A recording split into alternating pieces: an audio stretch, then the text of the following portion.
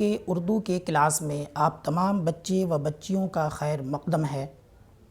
آج درسی کتاب درخشاں دوئم کے حصے نثر کا پہلا افسانہ بھابھی جان پر گفتگو کریں گے۔ اردو کے طالب علم ہونے کی وجہ کر ہم سب کو افسانہ سے قبل نثر اور شاعری کی سمجھ ہونی چاہیے، اس لیے شاعری کسے کہتے ہیں اور نثر کیا ہے اسے پہلے سمجھ لیں۔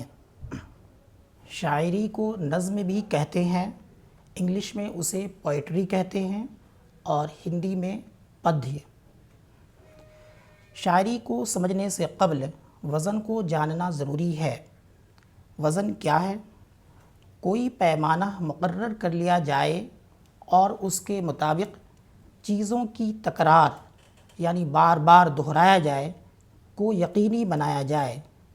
شاعری میں وزن کا پیمانہ الفاظ کی حرکات و سکنات کو مقرر کیا گیا ہے، یعنی زبر، زیر، پیش کے خاص ترتیب کو بار بار دہرایا جاتا ہے۔ اب ہم سب شاعری کی تعریف سمجھیں۔ شاعری میں وزن کا اہتمام کیا جاتا ہے۔ وزن کا التزام شعر میں آہنگ اور ترنم پیدا کرنے کے لیے کیا جاتا ہے۔ التزام کا مطلب لازمی یعنی ضروری، جس سے انسانی روح کو سکون ملتا ہے اور مزے کرتے ہوئے اسے سنتا یا پڑھتا ہے، یعنی شاعری لطف اندوز ہونے کا ایک ذریعہ بن جاتا ہے۔ اب نثر پر بات کریں۔ نثر کو انگریزی میں پروز بولتے ہیں اور ہندی میں گدیہ۔ نثر اس تحریر کو کہتے ہیں جس میں وزن کا اہتمام نہ ہو۔ وزن شاعری کا وصف ہے، یعنی شاعری کی خوبی ہے، یہ شاعری میں اسے اپنایا جاتا ہے۔ دوسرے، ایہام بھی نہ ہو۔ ایہام کا معنی ایک سے زیادہ کے ہوتے ہیں۔ اگر ایک جملہ میں کئی معنی ہوں تو یہ نثر کا عیب ہے۔ نثر میں بات صاف طریقے سے بیان کی جاتی ہے۔ نثر کے لیے ضروری ہے کہ اس میں حقیقت اور واقعیت ہو۔ نثر کا بنیادی مقصد یہ ہے کہ اس سے وہ کام لیا جائے جو شعر میں آسانی سے ممکن نہ ہو۔ افسانہ کا وجود داستان اور ناول کا سفر طے کرتے ہوئے ہوا ہے، اس لیے افسانہ پر بات کرنے سے قبل چند باتیں داستان اور ناول پر بھی کر لیں۔ سچ تو یہ ہے کہ جس طرح کرکٹ کے 3 فارمیٹ ہیں، تقریباً اسی طرح اردو میں بھی داستان، ناول اور افسانہ ہے۔ یہ کرکٹ کے 3 تصاویر ہیں، لیکن یہ 3 الگ الگ فارمیٹ کی تصویر ہے۔ پہلا ٹیسٹ کرکٹ، دوسرا یک روزہ کرکٹ، تیسرا T20 کرکٹ۔ پہلا فارمیٹ ٹیسٹ کرکٹ ہے۔ جب لوگوں کے پاس بہت زیادہ فرصت ہوتا تھا تو لوگ ایک دن نہیں بلکہ 5 اور 6 دن کا میچ کھیلا کرتے تھے، لیکن جیسے لوگ مصروف ہوتے چلے گئے، لوگوں کے پاس کام بڑھا، فرصت کا لمحہ کم ملنے لگا، تو کرکٹ نے اپنے اندر تبدیلی لایا اور وہ ٹیسٹ کرکٹ سے پھر یک روزہ کرکٹ کی طرف لوٹے، یعنی اب ایک دن میں ہی میچ شروع ہوا اور ختم بھی ہو جاتا تھا۔ پھر دیکھا گیا اور آگے بڑھنے پر کہ اور بھی فرصت نہیں مل رہا تھا، لوگوں کو کرکٹ سے دلچسپی گھٹتے چلا جا رہا تھا۔ دلچسپی پیدا کرنے کے لیے اسے اب نئے فارمیٹ میں تبدیل کیا گیا، جسے T20 کرکٹ کہتے ہیں، جس میں صرف 20 اوور کا ہی میچ ہوتا ہے۔ بالکل اسی طرح ہمارے اردو ادب میں بھی شروع میں طویل قصہ کا رواج تھا، جسے ہم لوگ داستان کہتے ہیں۔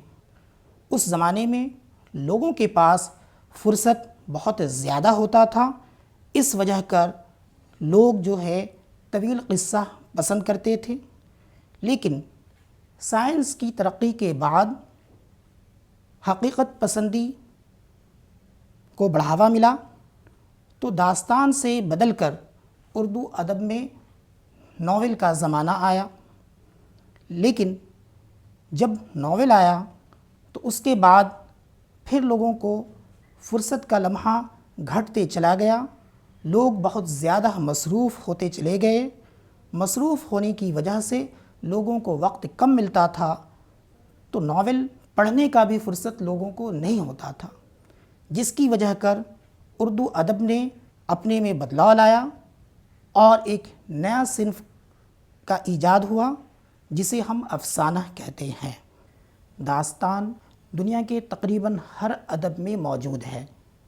یہ ایک طویل کہانی ہے جو حقیقی زندگی کے بجائے محیر العقول یعنی عقلوں کو حیرانی میں ڈالنے والے واقعات سے تعلق رکھتی ہے۔ اس طرح کی کہانی میں ما فوق الفطرت واقعات کا ایک سلسلہ ہوتا ہے۔ اس کی وجہ انسان کے شعور کی اولین حیرت پسند سطح ہے۔ اب ناول پر بات کریں۔ علوم سائنس اور ان کے انکشافات نے اردو ادب کو داستان کی حیران کن سحر زدہ فضا سے باہر نکالا۔ اس طرح ایک نئی صنف وجود میں آتی ہے جسے ہم لوگ ناول کہتے ہیں۔ ناول ایک نثری قصہ ہے جس میں حقیقی زندگی کا عکس نظر آتا ہے۔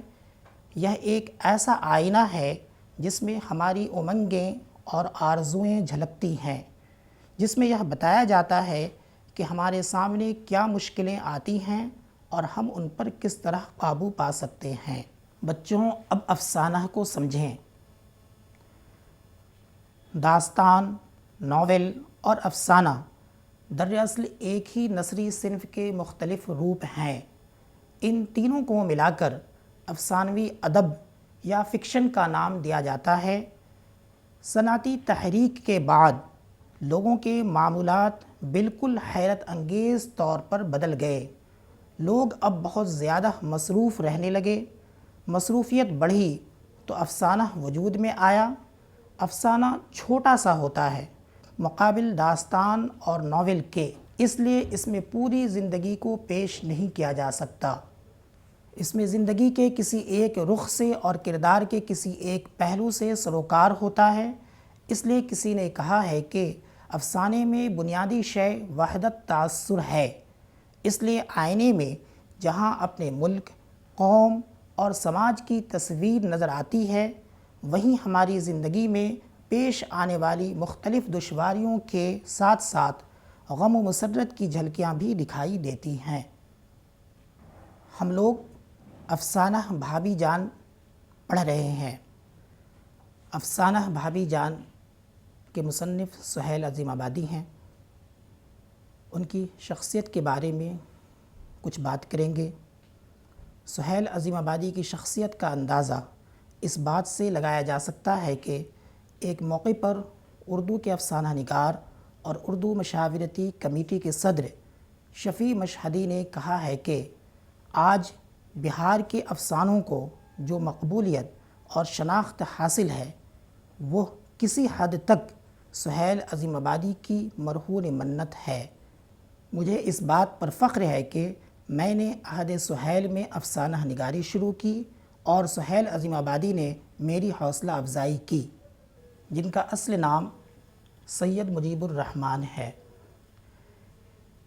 شروع میں وہ شاعری کرتے تھے۔ شاعری میں جس نام سے لوگ جانے جاتے ہیں اسے ہم لوگ تخلص کہتے ہیں۔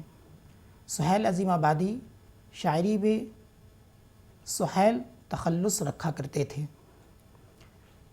پھر انہوں نے افسانہ لکھنا شروع کیا۔ افسانہ میں وہ سہیل عظیم آبادی کے نام سے جانے جانے لگے۔ ان کی پیدائش بہار کی راجدھانی پٹنہ میں شاہپور بھدول میں ہوا 1911 میں۔ انہوں نے بہت سارے افسانے لکھے۔ کئی افسانوں کو ایک ساتھ ملا کر جب کتابی شکل دیا جاتا ہے تو اسے ہم لوگ مجموعہ کہتے ہیں۔ سہیل عظیم آبادی کا 3 افسانوی مجموعہ شائع ہو چکا ہے۔ پہلا چار چہرے کے نام سے، دوسرا الاؤ اور تیسرا آدمی کے روپ کے نام سے۔ انہوں نے اپنی زندگی میں ایک ناول بھی لکھا ہے بے جڑ کے پودے کے نام سے۔ ان کی وفات 1980 میں ہوا۔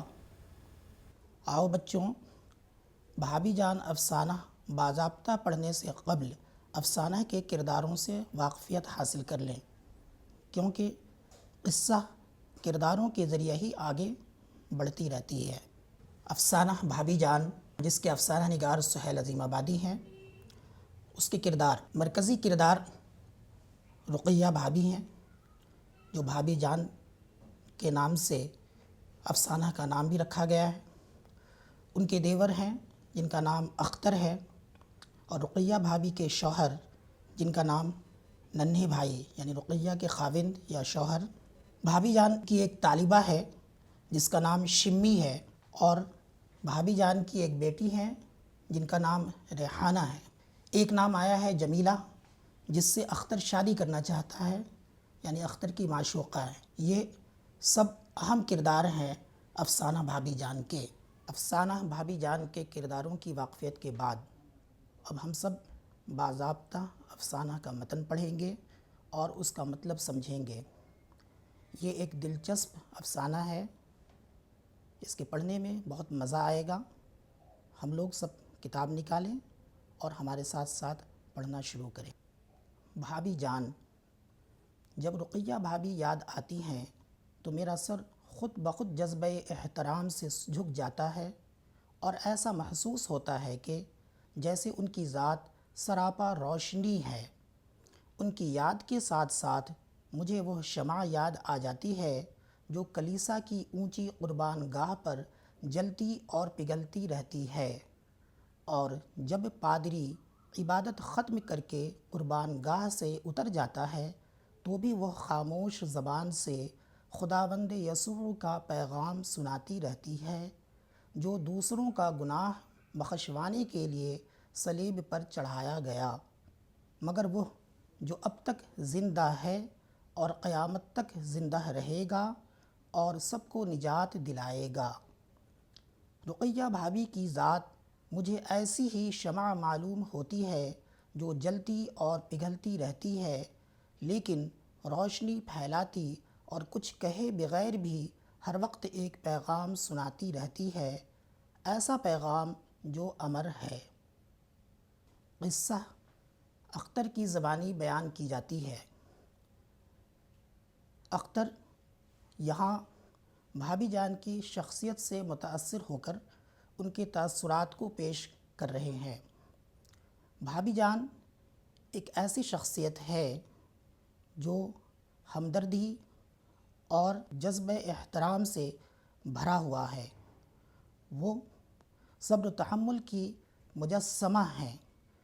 ان سب خوبیوں کی وجہ کر اختر کہتے ہیں کہ میرا سر جھک جاتا ہے جب میں ان کو یاد کرتا ہوں، اور وہ ایک ایسی شخصیت ہے جو روشنی ہے، اور روشنی کے بارے میں بھی انہوں نے ایک مخصوص روشنی کا ذکر کیا ہے۔ کون سا روشنی؟ تو جو کلیسا یعنی گرجا گھر کی قربان گاہ کے اوپر جو کینڈل جلتا رہتا ہے اور پگھلتا رہتا ہے، اور خاموشی کے ساتھ وہ حضرت عیسیٰ علیہ السلام کا پیغام سناتے رہتا ہے، بالکل اسی طرح بھابھی جان کی شخصیت ہے کہ بھابھی جان خاموشی کے ساتھ پوری زندگی دوسروں کا درد لیے اپنے آپ کو جلتی رہتی ہیں، دوسروں کو روشن کرتی رہتی ہیں، بالکل ایک چراغ اور شمع کی طرح ہی، اور خاموشی کے ساتھ وہ ایک پیغام لوگوں تک پہنچاتی رہتی ہیں۔ وہ پیغام ایسا پیغام ہے جو امر ہے، کبھی بھی ختم نہ ہونے والا ہے۔ بھابھی نے صبح سویرے آواز دی، خیر تو ہے شہزادے، گھوڑے بیچ کر سوئے ہو، چائے ٹھنڈی ہو رہی ہے۔ بھابھی کی آواز سن کر میں اٹھ بیٹھا وہ مسکرا دیں اور بولیں، بھئی بات یہ ہے کہ ٹھنڈی چائے مجھ سے پی نہیں جاتی اور بچوں کو اسکول بھیجنا بھی ہے۔ بھابھی یہی تو مصیبت ہے، آپ کے ساتھ صبح ہوئی اور اٹھا کر بیٹھا دیا، ہم لوگوں کو بھی آپ طالب علم سمجھتی ہیں۔ بھابھی بولیں، تو آج تم کون بوڑھے ہو چکے ہو، بھئی اٹھو جلدی کرو۔ بھابھی نے ہاتھ پکڑا اور بستر سے کھینچ لیا، میں زمین پر کھڑا ہو گیا، وہ ہنسنے لگیں۔ میں بولا، شکر ہے میں آپ کا اسٹوڈنٹ نہیں ہوں۔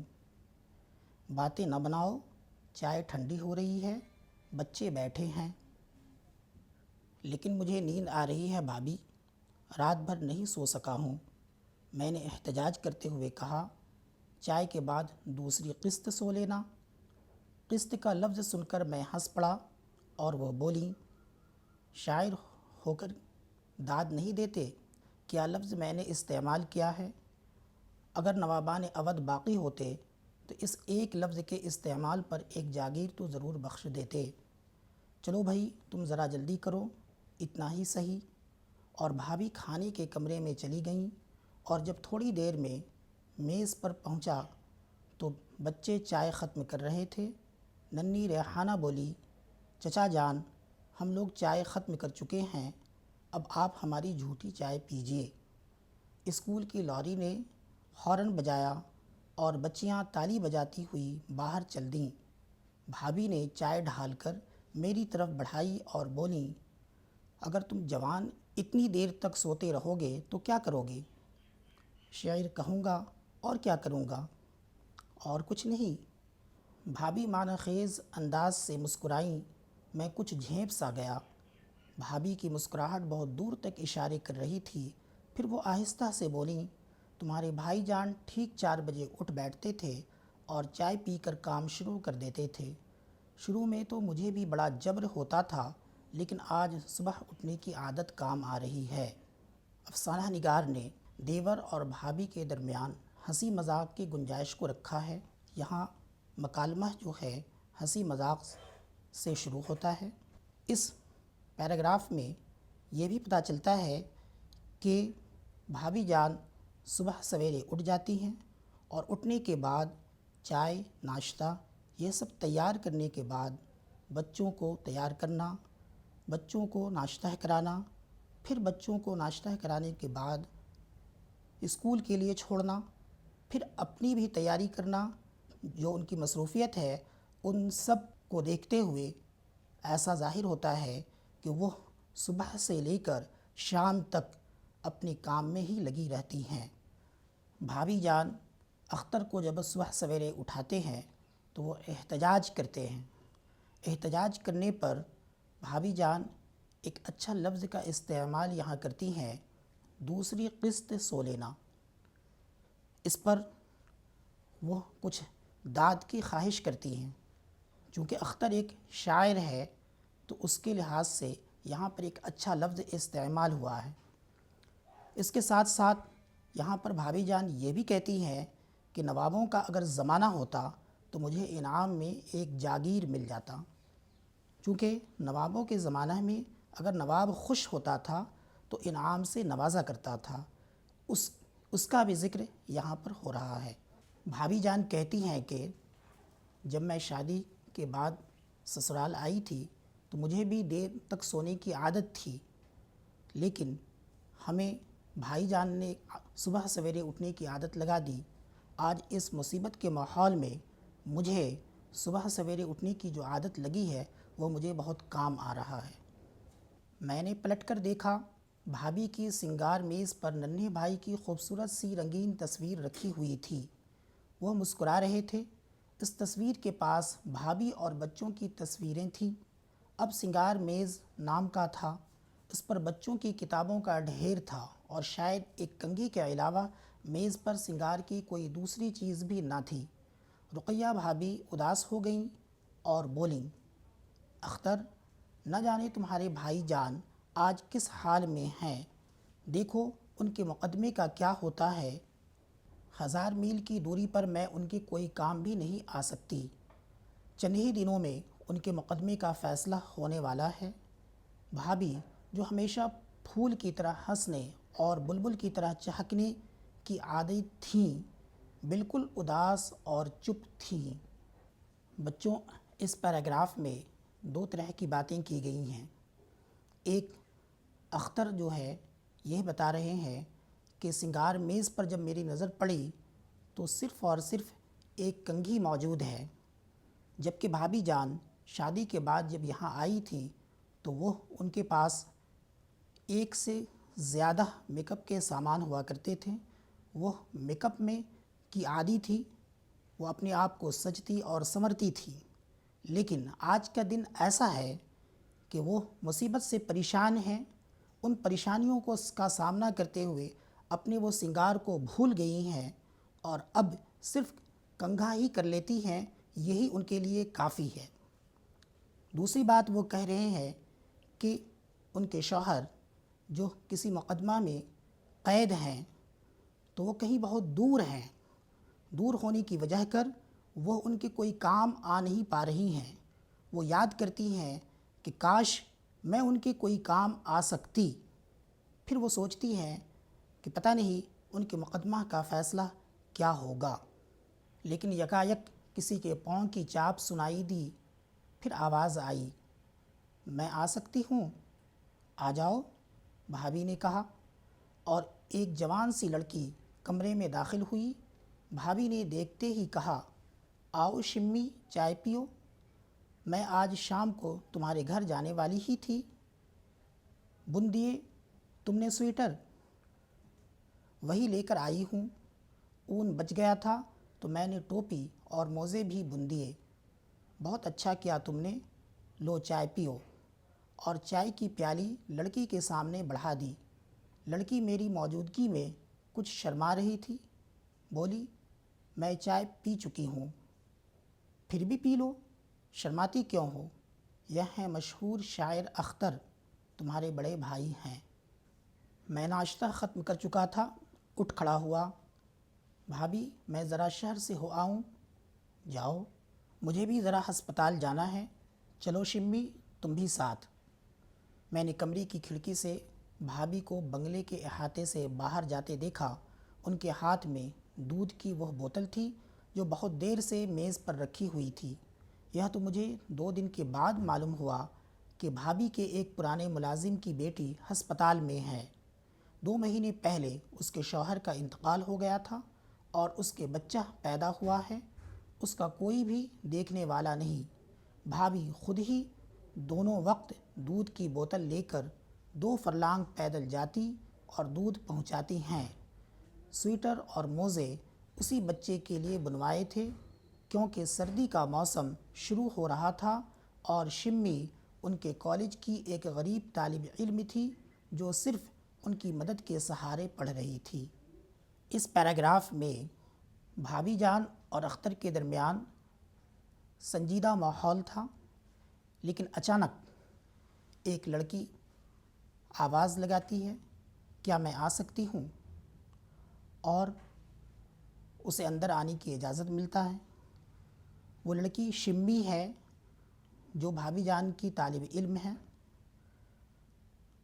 شمی کو بھابھی جان سویٹر بننے کے لیے دی تھی، وہ سویٹر بن کر کے پہنچانے آئی تھی۔ انہوں نے بتایا کہ اون کچھ بچ گیا تھا جس کا ہم نے موزہ بھی بن دیا ہے۔ انہوں نے کہا کہ چلو تم نے اچھا کیا، اور شمی کو چائے پینے کے لیے کہتی ہے۔ چونکہ وہاں پر اختر موجود ہے جو نیا آدمی ہے جسے وہ پہچانتی نہیں ہے، نہیں پہچاننے کی وجہ سے کچھ شرماتی ہے اور وہ کہتی ہے کہ میں چائے پی چکی ہوں، لیکن بھابھی جان کہتی ہیں شرمانے کی کوئی بات نہیں ہے، یہ تمہارے بڑے بھائی ہیں، لو پھر سے چائے پی لو، اور وہ چائے پی لیتی ہے۔ اس پیراگراف میں بھابھی جان کے ہمدردی کے جذبے کو بھی ظاہر کیا گیا ہے۔ ان کے پرانے ملازم کی ایک بیٹی ہے جس کے شوہر کچھ دن قبل انتقال کر گئے ہیں اور وہ ہسپتال میں اپنے بچے کو جنم دیتی ہے، اس کا کوئی نہیں ہے، اس کا پورا خیال بھابھی جان رکھتی ہیں۔ بھابھی جان صبح اور سویرے بچے کا دودھ پہنچاتی ہیں، اور ٹھنڈے کا جو موسم آ گیا ہے تو اس کے لیے انہوں نے سویٹر بننے کے لیے دیا تھا، جو سویٹر بن کر شمی لائی ہے اسے بھی اور دودھ دونوں پہنچانے کے لیے شمی کے ساتھ ہسپتال جاتی ہیں۔ بھابھی سے میری صرف دوسری یا تیسری ملاقات تھی، البتہ خط و کتابت بہت زیادہ تھی، لیکن 3 دن ساتھ رہ کر معلوم ہوا کہ وہ آدمی نہیں مشین تھی۔ صبح اٹھ کر کام شروع کر دیتی، ان کا زمانہ بھی بالکل بدل چکا تھا۔ کبھی 4-5 نوکر اور مامائیں ہوتی تھیں، اب ان کے پاس صرف ایک نوکر تھا جو بازار سے سودا لاتا تھا اور کھانا بھی پکاتا تھا۔ پھر روپیوں کی بھی بڑی تنگی تھی۔ پہلے وہ ہزاروں روپے ماہوار اپنے شوق پر خرچ کر دیا کرتی تھی، اب 400 روپے ماہوار پر ایک کالج میں لیکچرر تھیں اور 50 روپے ماہوار ایک لڑکی کو پڑھانے کے ملتے تھے۔ لے دے کر یہی ان کی آمدنی تھی، اور خرچ اپنی جگہ پر، بلکہ کچھ زیادہ تھی۔ اپنے اور بچوں کا خرچ ہوتا تو کسی طرح پورا ہو جاتا، لیکن وہ بھی بڑھ گیا تھا۔ بچوں اور اپنی ضرورتوں کے علاوہ ایک مستقل رقم انہیں ہر مہینہ مزدوروں اور طالب علموں کی انجمنوں کو دینا پڑتی تھی۔ کانفرنسوں اور جلسوں میں شرکت کے لیے کرایہ ادا کرنا پڑتا تھا۔ کئی غریب لڑکیاں صرف ان کی مدد سے پڑھ رہی تھیں۔ بچوں، اس پیراگراف میں اختر یہ بتا رہے ہیں کہ آج سے قبل بھابھی جان سے صرف 2 یا 3 ہی ملاقات تھی، لیکن اکثر وہ خط و کتابت کرتے رہتے تھے، جس سے ان کی شخصیت یا ان کی عادات و اعتبار کو وہ سمجھتے تھے۔ لیکن آج جب ان کے یہاں وہ مہمان آئے ہیں تو انہیں پتہ چل رہا ہے کہ وہ ایک آدمی نہیں ہے بلکہ وہ مشین ہے۔ صبح اٹھ کر پورے کام میں وہ لگی رہتی ہیں۔ پہلے کا زمانہ تھا کہ ان کے گھر میں نوکر چاکر بھرا رہتا تھا، لیکن آج صرف ایک ہی نوکر ہے جو گھر کا کچھ کام کرتا ہے اور کھانا پکاتا ہے۔ دوسری بات یہاں یہ بتا رہے ہیں کہ ان کی آمدنی بھی اب قلیل ہے، یعنی بہت ہی کم ہے۔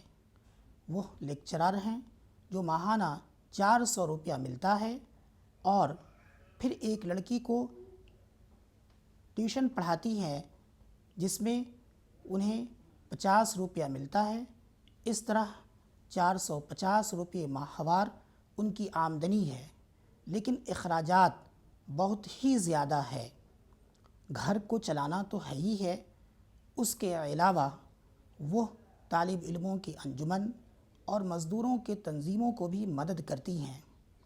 پھر کہیں ان کو کانفرنس یا جلسوں میں جانا ہوتا ہے تو جانے کا بھی اخراجات ہوتا ہے۔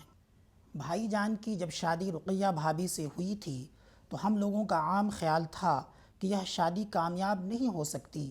ایک طرف بھائی جان تھے جنہیں ایسی سیاست سے شوق تھا جو بار بار انہیں جیل بھجوایا کرتی تھی، اور دوسری طرف بھابھی جان تھیں جو نازوں کی پالی تھیں اور ایسی ماحول میں بڑھ کر جوان ہوئی تھیں جس میں اپنی ہی ذات سب کچھ ہوتی ہے، اور ہم لوگوں نے شادی کی خبر سنتے ہی سوچ لیا تھا کہ بھابھی جس طرح ابھی میکے میں شان سے رہتی ہیں رہا کریں گی، اور بھائی جان جیل میں رہیں گے۔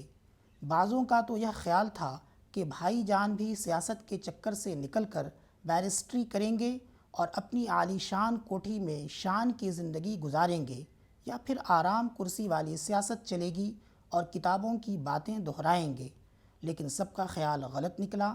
بھائی جان نے رقیہ بھابھی کو اپنے رنگ میں جلدی ہی رنگ دیا اور قدم بقدم ساتھ چلنے لگیں، اور شادی کے بعد جیسے ہی بھائی جان گرفتار ہوئے اور انہیں 2 سال کی سزا ہو گئی، بھابھی جان نے اپنے لیے راہ تلاش کر لی۔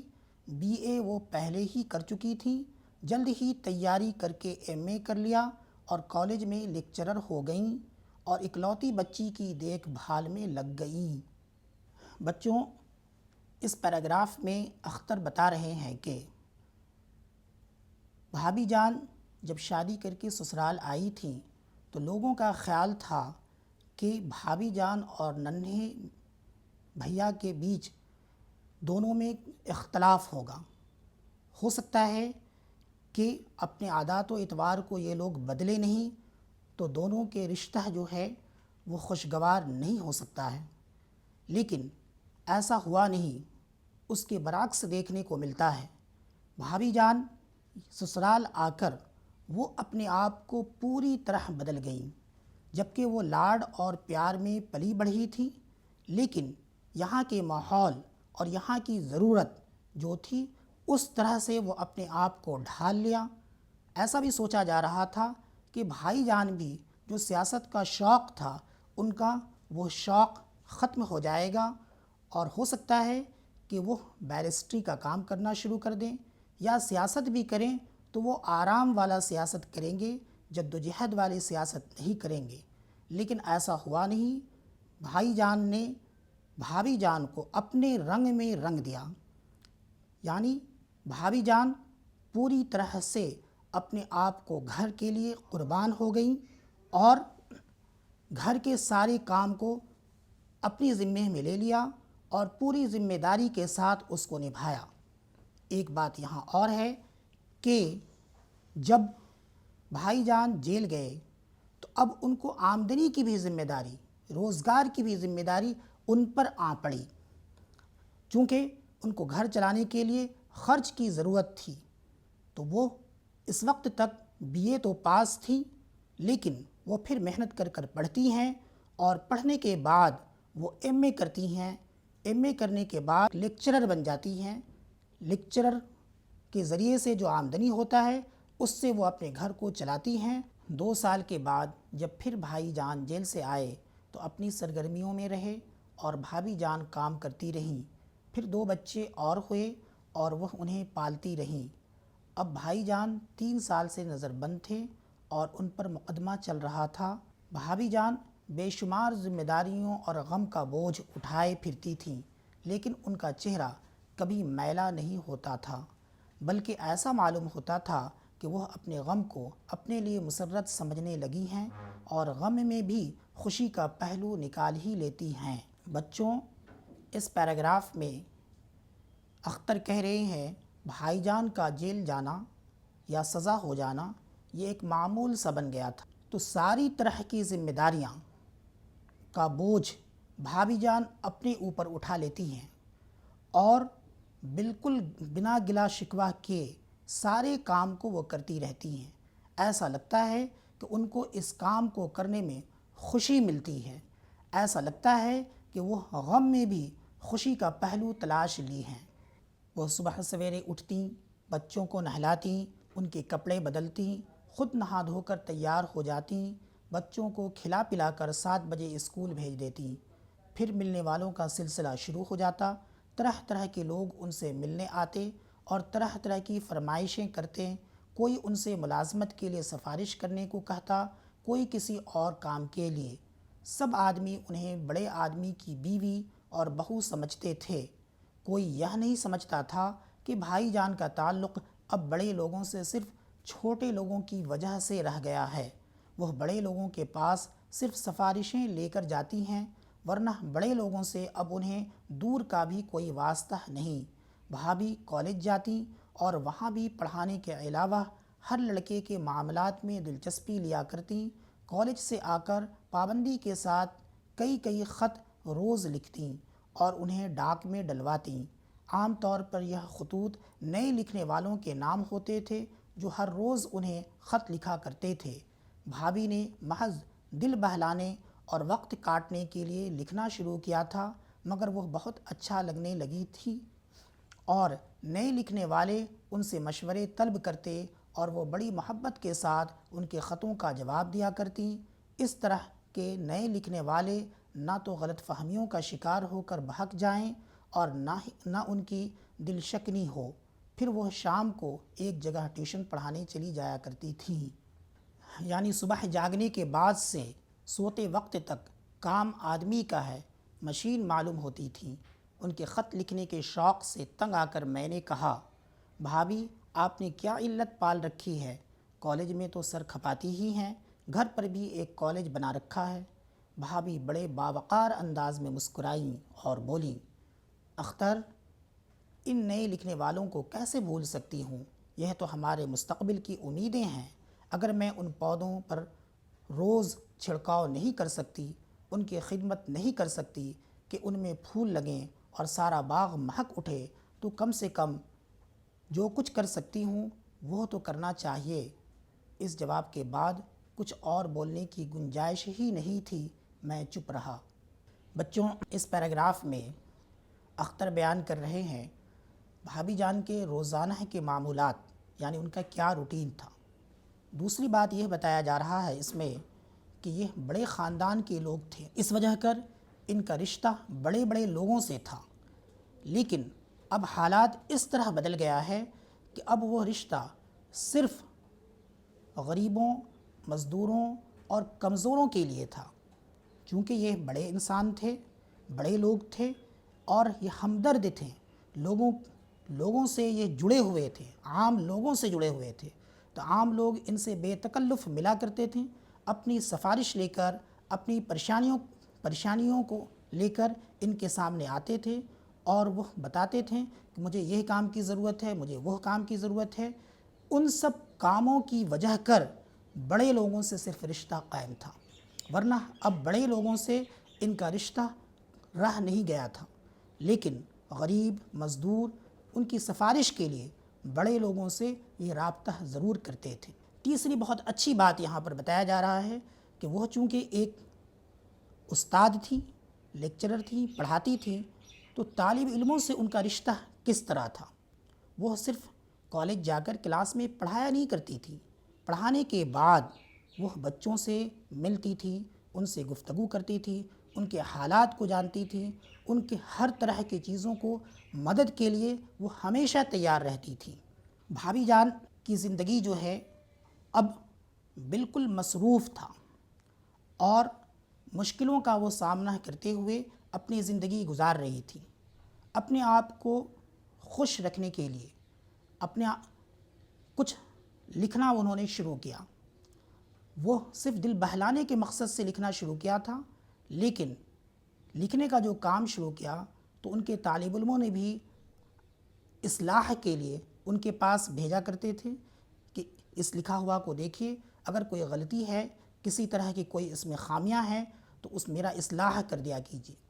تو وہ کالج سے آنے کے بعد وہ لکھنے پڑھنے میں لگی رہتی تھی۔ اختر یہاں کہتے ہیں کہ بھابھی جان آپ تو دن بھر کالج میں رہتی ہی ہیں، گھر آ کر بھی ایک کالج بنا دیا ہے۔ تو اس پر انہوں نے بہت اچھا جواب دیا کہ یہ لوگ ہمارے ملک اور دیش کے مستقبل ہیں، ان کا اگر میں ابھی حوصلہ نہیں بڑھاؤں گا تو ان کا دل ٹوٹ جائے گا اور پھر یہ لکھنا چھوڑ دیں گے۔ میں اس پودے میں پانی تو پورا پٹا نہیں سکتا، لیکن جہاں تک ممکن ہے اس کی مدد تو میں ضرور کر سکتا ہوں۔ اس لیے ہر خط کا وہ ہمیشہ جواب دیا کرتی تھی۔ ایک دن شام کے وقت وہی لڑکی شمی ان کے پاس آئی۔ وہ بہت اداس تھی، وہ کچھ کہنا چاہتی تھی لیکن پھر بھی نہیں کہہ سکتی تھی۔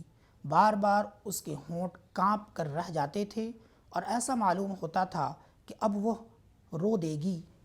بھابھی نے حسب عادت اسے بٹھایا اور باتیں کی، پھر آنے کی وجہ پوچھی تو وہ کچھ بھی نہ بولی۔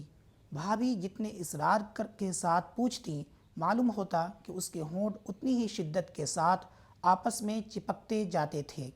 آخر وہ کچھ نہ بول سکی تو بھابھی نے اسے پکڑا اور سونے کے کمرے میں لے گئیں، دروازہ اندر سے بند کیا اور پوچھا کہ کیا بات ہے، لیکن شمی کچھ بتانے کے بدلے رونے لگی اور بھابھی کے چپ کرانے پر بھی روتی گئی، اور بڑی دیر کے بعد بھابھی کے ڈانٹنے پر اس نے بتایا کہ دوسرے ہی دن اس کے بھائی کے ایم اے کی فیس داخل کرنی ہے اور روپے کا انتظام نہیں ہو سکا ہے۔ اب وہ اس بات پر شرمندہ تھی کہ بھابھی اس کے کالج کا خرچ دیتی ہیں، اب وہ بھائی کے لیے فیس مانگے، لیکن دوسرا کوئی اور ایسا ہمدرد بھی نہ تھا جس کے سامنے وہ اپنے دل کا بوجھ ہلکا کرتی، اور وہ صرف اپنے دل کا بوجھ ہلکا کرنے کے لیے ان کے پاس آئی تھی۔ بھابھی نے بڑی محبت سے شمی کے گال پر ایک چپت لگائی اور بولی، پگلی، اس میں رونے کی کیا بات تھی؟ آخر اس میں شرمانے کی کیا بات ہے؟ ہم لوگ اسی طرح تو ایک دوسرے سے کہہ کر اپنا دکھ درد ہلکا کر سکتے ہیں۔ یہ کہہ کر انہوں نے الماری کھولی اور چھوٹی چھوٹی سونے کی 2 چوڑیاں لا کر شمی کے ہاتھ پر رکھ کر بولیں، لے جاؤ، اسے بیچ کر تمہارا بھائی فیس ادا کر سکے گا۔ شمی شاید گر جاتی، لیکن بھابھی نے اسے سنبھال لیا اور اس کی پیشانی چوم لی اور بولیں، شمی، سدا ایسا ہی زمانہ نہیں رہے گا، دن بدلیں گے، جاؤ، سویرے چلی جاؤ، پھر اندھیرا ہو جائے گا۔ شمی چوڑیوں کو لے کر چلی گئی۔ یہ چوڑیاں وہ تھیں جو 2 دن پہلے بھابھی جان نے ننھی ریحانہ کے لیے بڑی مشکل سے پیسے بچا کر بنوائی تھیں، اور جسے ریحانہ نے صرف ایک بار پہنا تھا۔ چوڑیاں دے کر بھابھی جان بہت خوش تھیں، جیسے ان کے دل سے پہاڑ جیسا کوئی بوجھ اتر گیا ہو۔ بچوں، اس پیراگراف میں جذبہ ہمدردی کا کوٹ کوٹ کر بھرا ہوا نمونہ پیش کیا گیا ہے۔ شمی، جو ان کی طالبہ ہے، جو ان کی مدد سے ہی پڑھا کرتی ہے، اس کے پڑھائی کا خرچ بھابھی جان ہی اٹھاتی ہیں، لیکن شمی کا ایک بڑا بھائی ہے جو وہ بھی پڑھائی کر رہا ہے۔ اس کو امتحان کا فارم بھرنے کا آخری دن ہے، لیکن اس کے پاس فیس کا رقم نہیں ہے، جس کی وجہ کر وہ پریشان ہے کہ اب ہمارے بھائی کا پڑھائی ختم ہو جائے گا۔ شمی اس کو لے کر بہت دکھ میں ہے اور اس کا کوئی ہمدرد نہیں ہے۔ وہ مدد کی وجہ کر نہیں، بلکہ اپنے دکھ کو بانٹنے کے مقصد سے وہ بھابھی جان کے یہاں آتی ہیں اور بہت روتی ہے، صرف روئے ہی جاتی ہے، اور اتنا روتی ہے کہ اس کا بیان نہیں۔ بھابھی جان اسے بہلا کر پھسلا کر پوچھنا چاہتی ہیں کہ کیوں تم رو رہی ہو؟ جتنا اسے وہ کہتی ہیں کہ کیوں رو رہی ہو، وہ اور بھی روتے چلی جاتی ہے۔ اس طرح بھابھی جان اور بھی پریشان ہوتی ہیں کہ آخر کیا بات ہو گیا ہے کہ وہ اتنا رو رہی ہے۔ تو وہ اپنے کمرے میں اسے لے جاتی ہیں، بہلا پھسلا کر پوچھنا چاہتی ہیں کہ آخر تم کیوں رو رہی ہو؟ جب وہ بہت بہلاتی پھسلاتی ہیں، تب وہ بیان کرتی ہے کہ میرے بڑے بھائی کو امتحان کا فیس جمع کرنے کے لیے رقم نہیں ہے، اس لیے میں پریشان ہوں۔ تو بھابھی جان کہتی ہیں، بس اتنی سی بات تھی، اتنے کے لیے اتنا رونا؟ تم کیوں پریشان ہوتی ہو؟ اور انہوں نے جو چند دن قبل اپنی چھوٹی بیٹی ریحانہ کے لیے سونے کی چوڑیاں بنائی تھی، وہ جو ایک بار ہی پہنی تھی ریحانہ، اسے لا کر وہ دے دیتی ہیں اور کہتی ہیں کہ لو، اسے لے جا کر اپنے بھائی کو دے دو اور وہ بیچ کر اپنے امتحان کی فیس جمع کر دے اور اپنا پڑھائی جاری رکھے۔ یہ تھا بھابھی جان کے ہمدردی کا جذبہ۔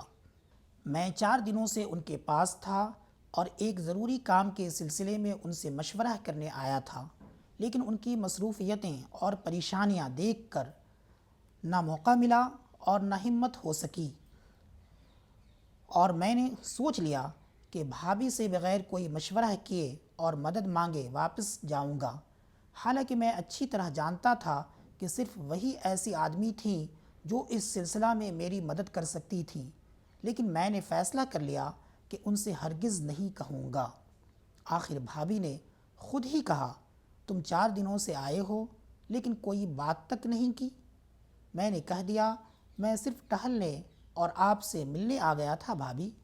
پھر وہ بولیں، اور تمہاری شادی کا کیا ہوا؟ سنا ہے تم میں اور تمہارے گھر والوں میں شادی کے مسئلے پر سخت اختلاف ہو گیا ہے۔ جی ہاں، شادی کرنے کا مطلب ہے کہ یا تو میں امی کی پسند کے مطابق ایک احمق لڑکی سے شادی کر لوں یا پھر چپ بیٹھا رہوں اور وہ جمیلہ، تم تو جمیلہ سے شادی کرنا چاہتے تھے نا؟ بھابھی بولی اب بھی چاہتا ہوں، لیکن امی نے کہہ دیا ہے کہ جمیلہ اس گھر میں بہو بن کر داخل نہیں ہو سکتی۔ میں نے کہا یہ تو بڑا ظلم ہے تو، لیکن کیا کیا جائے، بہت سے ظلم برداشت کرنے پڑتے ہیں۔ تو اپنی امی کی پسند سے شادی کر لو پھر۔ یہ بھی نہیں کر سکتا بھابھی۔ پھر کیا سوچا؟ شادی تو جمیلہ سے ہی کروں گا اور گھر چھوڑ دوں گا، میں نے فیصلہ کن انداز میں کہا۔ تو پھر بسم اللہ، بیاہ کر لے آؤ، یہاں میرے ساتھ رہے گی، میں بھی اکیلی ہوں۔ اف، بھابھی کے یہ جملے سن کر میرا سر چکرا گیا۔ یہ عورت ہے یا عزم و ہمت کا ستون؟ ہر روز ایک نیا بوجھ اپنے لیے بڑھائی جاتی ہیں۔ خود اپنی ضرورتیں اور ذمہ داریاں کیا کم ہیں، مگر ہمت ہے، اور صرف ہمت کے سہارے شوہر کی دوری اور نظر بندی کا غم ہنس ہنس کر بھلائے جاتی ہیں۔ میں نے سوچ سمجھ کر جواب دیا، میں بھی یہی سوچ رہا تھا، لیکن ابھی دیر ہوگی بھابھی، جمیلہ بیمار ہے ابھی۔ جمیلہ بیمار نہیں تھی، بالکل اچھی تھی، لیکن اگر میں یہ نہیں کہتا تو وہ پھر ضد پر آ جاتی۔ حالانکہ حقیقت یہ تھی کہ میں نے فیصلہ کیا تھا کہ بھابھی سے مشورہ کرنے کے بعد ہی جمیلہ سے شادی کر لوں گا اور اسے ان کے پاس رکھ کر کہیں تلاش روزگار میں نکلوں گا۔ بھابھی جمیلہ کی بیماری کی خبر سن کر بہت افسوس کرنے لگیں اور بولیں سچ مچ جمیلہ بڑی پیاری لڑکی ہے۔ پھر میں باہر چلا گیا اور سوچا کہ رات کی گاڑی سے چلا جاؤں گا۔ پیارے بچوں، اصل میں اختر کسی کام کے مقصد سے بھابھی جان کے یہاں آیا تھا، لیکن ان کی مصروفیت، ان کی پریشانیاں، ان کے حالات نے انہیں اپنی بات کہنے کا موقع ہی نہیں دیا۔ وہ چاہ کر بھی اپنی بات بھابھی جان سے کہہ نہیں پا رہا تھا۔ وہ یہ دیکھ رہا تھا کہ بھابھی جان بہت ہی پریشان رہتی ہیں، ہمیشہ کوئی نہ کوئی کام میں مصروف رہتی ہیں اور ان کے اوپر کئی طرح کی مشکلات ہیں۔ ایسے موقع پر اپنی بات کہنا درست نہیں ہے، اس لیے وہ بیان بھی نہیں کر پا رہا تھا۔ اسے ہمت ہی نہیں ہو رہا تھا کہ وہ بھابھی جان سے کہے کہ میں کس مقصد کے تحت یہاں آیا ہوں، لیکن بھابھی جان خود ہی کہتی ہیں کہ تم 4 دن سے آئے ہوئے ہو اور کوئی بات تک نہیں کی۔ تو وہ کہتا ہے کہ نہیں، میں ایسے ہی ٹہلنے آیا تھا، آپ سے ملنے آیا تھا۔ لیکن پھر وہ پوچھتی ہیں تمہاری شادی کا کیا ہوا؟ تو وہ بتاتا ہے کہ ہماری ماں جو ہے اپنی پسند کی شادی کرنا چاہتی ہیں اور میں اپنے پسند کا شادی کرنا چاہتا ہوں۔ تو انہوں نے کہا کہ جمیلہ بھی تو اچھی لڑکی ہے، تو تم کیا سوچا؟ تو وہ بتاتا ہے کہ میں امی کی پسند کی شادی نہیں کر سکتا، میں جمیلہ سے ہی شادی کروں گا۔ تو بھابھی جان کہتی ہیں کہ پھر بسم اللہ کرو اور شادی کر کے اسے لے آؤ، جو میرے بھی کام آئے گی۔ ہم اکیلے ہیں تو ہم 2 ہو جائیں گے، مل جل کر رہیں گے۔ یہ سن کر اختر کو یہ بہت پریشانی ہوا کہ وہ خود جو ہے مشکلوں کی پرندہ ہیں، وہ طرح طرح کی مشکلات کا وہ سامنا کر رہی ہیں اور ایک اور بوجھ لینے کے لیے وہ ہنسی خوشی تیار ہیں۔ یہ جذبہ دیکھ کر وہ اپنے آپ کو روک نہیں پاتا ہے اور کہتا ہے کہ یہ عورت ہے یا عزم ہمت کا ستون۔ اتنا ہمت اس عورت کے پاس کہاں سے آتا ہے؟ 4 بجے واپس آیا تو دیکھا کہ بھابھی جان بہت اداس بیٹھی ہیں۔ ان کے ہاتھ میں ایک تار ہے جس کو وہ ہاتھ میں لیے ہوئے بس دیکھتی جا رہی ہیں۔ ان کے چہرے کا گورا رنگ بالکل سونلایا ہوا تھا۔ میں چپ چاپ ان کے پاس جا کر بیٹھ گیا اور پوچھا تار کیسا ہے بھابھی جان؟ اختر، بھابھی جان نے تار میرے ہاتھ میں دے دیا اور میز پر سر رکھ کر پھوٹ پھوٹ کر بچوں کی طرح رونے لگیں۔ میں نے تار پڑھا۔ بھائی جان کو 4 سال کی سزا ہو گئی تھی۔ میں نے کچھ دیر کے بعد بمشکل کہا بھابھی جان صبر کیجیے، ابھی تو آپ کو ایسے امتحانوں کی منزل سے اور بھی گزرنا باقی ہے۔ اور بھابھی کو جیسے سکون آ گیا، وہ اٹھ بیٹھیں اور بولیں، ٹھیک کہتے ہو اختر، میں اگر پریشان ہوئی تو بچے اور پریشان ہوں گے۔ اتنا کہہ کر وہ اٹھیں اور منہ ہاتھ دھونے چلی گئیں۔ جب واپس آئیں تو معلوم ہوتا تھا کہ بس ایک لہر تھی جو آئی اور گزر گئی، لیکن ہم لوگ جتنی دیر تک چائے پیتے رہے، بھابھی کی نظر بار بار پرانے سنگار میز پر رکھی بھائی جان کی تصویر کا طواف کرتی رہی۔ اسی وقت انہوں نے بتایا کہ ان کے پاسپورٹ کی درخواست نامنظور ہو گئی ہے اور اسی رات انہیں دہلی جانا بہت ضروری ہے۔ اسی رات بھابھی جان دہلی چلی گئیں اور میں بھی واپس ہو گیا۔ رات کے سناٹے میں ریل گزرتی جا رہی تھی اور مجھے ایسا معلوم ہوتا تھا کہ اندھیری رات میں بھابھی جان مجھے روشنی دکھا رہی تھی۔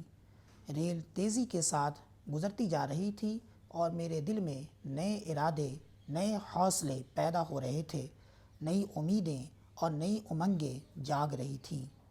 بچوں، اس پیراگراف میں اختر کہتے ہیں کہ 4 بجے جب میں واپس بھابھی جان کے ہاں گھر لوٹا تو میں دیکھتا ہوں کہ بھابھی جان بہت اداس ہیں۔ ان کے ہاتھ میں ایک تار ہے جس کے ذریعے سے انہیں خبر آیا تھا کہ ان کے شوہر کو سزا ہو گیا ہے، اور یہ سن کر بھابھی جان بہت اداس بیٹھی تھی۔ اختر جب آیا تو اس نے پوچھا کہ بھابھی جان کیا بات ہے، تو وہ لب بھی ان کا ہلا نہیں، وہ بول نہیں پائی۔ انہوں نے اختر کو تار ہی پکڑا دیا۔ جب تار پڑھا اختر تو اسے پتہ چلا کہ بھائی جان کو پھر سزا ہو گئی ہے۔ جو ان کے چھوٹنے کی امید تھی وہ بھی اب ختم ہو گیا، اور بھابھی جان کا برداشت ہونا مشکل تھا۔ صبر جو ہے کا باندھ اب ٹوٹ چکا تھا۔ وہ بچوں کی طرح بالکل رونا شروع کر دیا، روئے جا رہی تھی۔ اختر نے ان کی حالت کو دیکھ کر دھاڑس بندھایا کہ بھابھی جان، اگر آپ اسی طرح روتی رہیں گی تو آگے کی مشکلات کا سامنا آپ کس طرح کر پائیں گی؟ آپ حوصلہ رکھیے، ہمت رکھیے، کیونکہ آپ کو ابھی اور بھی منزل طے کرنا ہے۔ تو بھابھی جان بھی کہتی ہے، ہاں، اگر میں اسی طرح پریشان رہی تو پھر میں بچوں کی پرورش کس طرح کر پاؤں گی؟ یہ سوچ کر وہ اٹھتی ہیں اور وہ جا کر اپنا منہ ہاتھ دھوتی ہیں، پھر واپس لوٹتی ہیں۔ اختر دیکھتا ہے کہ لگتا ہے کہ کوئی ہوا آیا اور چلی گئی، یعنی اب بالکل عام دنوں کی طرح بھابھی جان یہاں پر موجود کھڑی تھی۔ لگا ہی نہیں کہ کوئی مشکل آیا تھا۔ اتنے مشکلوں کا سامنا کرنے کے بعد بھی اتنا جلد وہ اپنے آپ کو پھر سنبھال لیتی ہیں، اور وہ ایسا محسوس ہوتا ہے کہ کوئی ان پر پریشانیاں ٹوٹ ہی نہیں پڑا ہے۔ پھر بھابھی جان کہتی ہیں کہ میں نے پاسپورٹ کے لیے ایک درخواست دیا تھا جس کے لیے مجھے دہلی جانا بہت ضروری ہے۔ تو وہ دہلی جانے کے لیے تیاری کرتی ہیں اور وہ دہلی کو روانہ ہو جاتی ہیں، اور اختر بھی اپنے گھر واپس ہونے کے لیے ریل پکڑ لیتا ہے، گھر کے لیے ریل پر سفر کر رہا ہے، اور سفر کے دوران ہی بھابھی جان کو یاد کر رہا ہے جو 4 دن جو گزارا ہے، اس کے جو پورے حالات تھے، جو اس نے دیکھا تھا، ان سب چیزوں کو یاد کرتے ہوئے وہ سوچ رہا ہے کہ اس اندھیری رات میں بھی بھابھی جان مجھے ایک امید کی کرن ہے، وہ حوصلہ دے رہی ہیں، وہ ہمت دے رہی ہیں، وہ راہ دکھا رہی ہیں اس اندھیرے میں۔ سنو گھنٹی بجی